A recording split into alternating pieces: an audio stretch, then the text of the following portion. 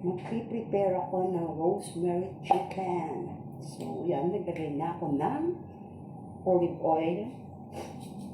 Ito, rosemary.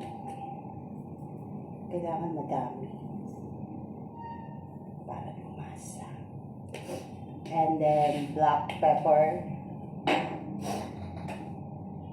Black pepper.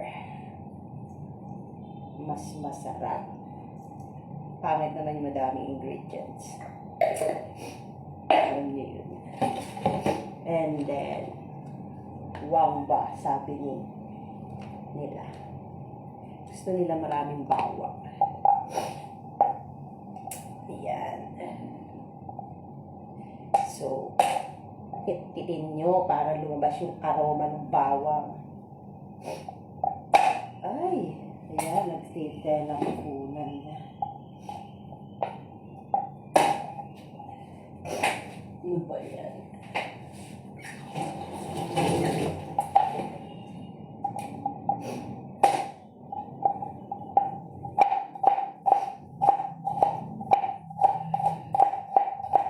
Kailangan titigin na.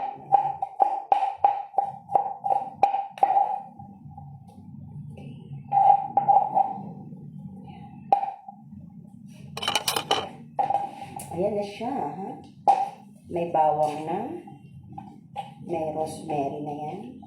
May olive oil. May paminta. Wala pa siyang salt.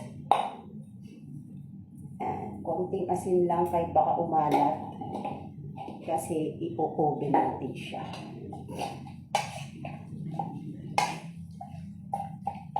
Alam mo, ang masarap sa karne na bago manok, binibring. Ibinabad ko muna doon sa asin at asukal ng 1 hour. Para juicy pa rin siya. Ayan, imamarinate natin good for 1 hour. Okay?